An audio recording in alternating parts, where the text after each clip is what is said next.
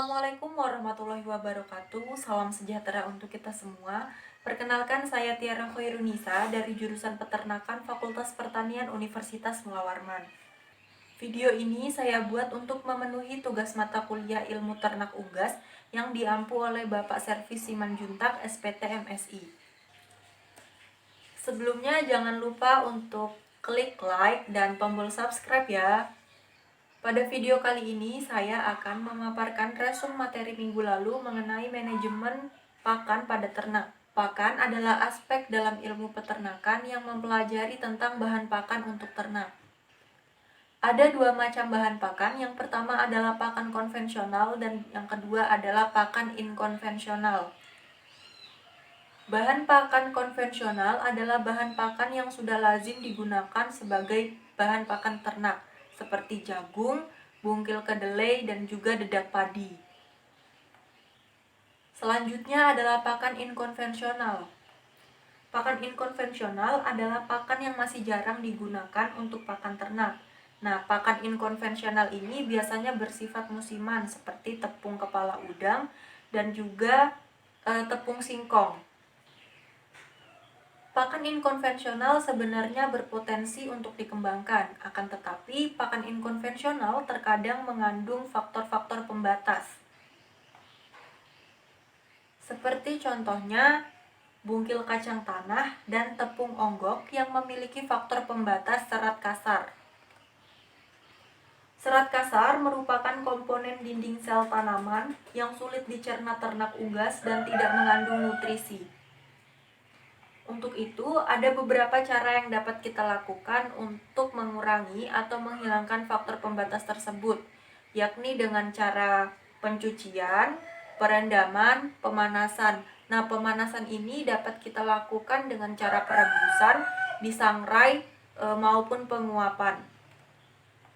Kemudian ada pengeringan, ekstraksi, pencacahan, penggilingan, pendinginan, penambahan bahan kimia, dan yang terakhir adalah fermentasi. Untuk menuju kesuksesan dalam beternak, ada 3 hal yang perlu kita perhatikan. Yang pertama adalah pakan.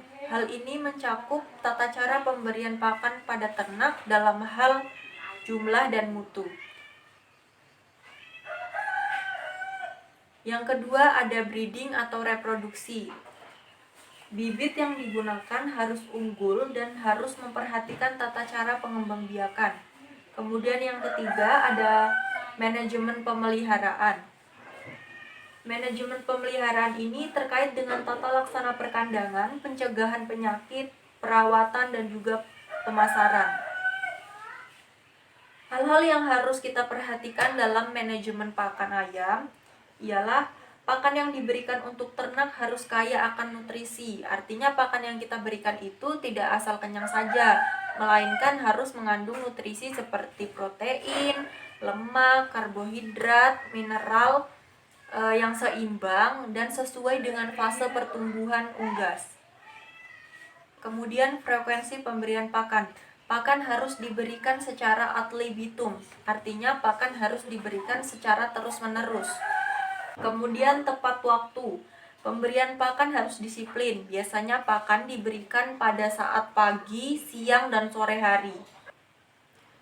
Tempat pemberian pakan haruslah bersih dan disesuaikan dengan jumlah ternak agar ternak tidak berebut pakan. Kemudian air yang diberikan pada ternak juga harus bersih. Air minum pada ternak dapat dicampur dengan vitamin maupun probiotik. Pakan yang baik adalah pakan yang kualitas secara fisika dan kimianya tergolong baik, sehingga dapat diberikan menurut jenis, status fisiologis, dan kebutuhan ternak. Selanjutnya adalah sumber pakan pada ternak unggas. Sumber pakan pada ternak unggas terbagi menjadi 4. Yang pertama adalah sumber energi. Sumber energi dapat diperoleh dari jagung, sorghum, dan juga bekatul. Sumber protein dapat diperoleh dari bungkil kedelai, tepung ikan, dan juga tepung keong. Sumber mineral dan vitamin dapat berasal dari tepung kulit kerang, limestone, dan premix. Kemudian untuk sumber lemak dapat diperoleh dari minyak jagung, minyak kelapa, ataupun lemak hewani. Dan yang terakhir adalah tahap pembuatan konsentrat ayam. Yang pertama dilakukan adalah menyiapkan alat dan bahan.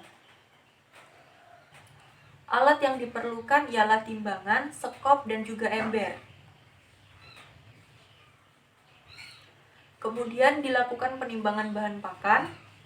Selanjutnya urutkan bahan diambil dari mulai yang paling sedikit ke yang paling banyak.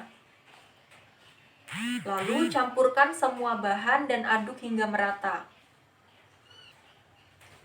Nah, itu tadi merupakan resum materi minggu lalu. Terima kasih telah menyaksikan. Wassalamualaikum warahmatullahi wabarakatuh.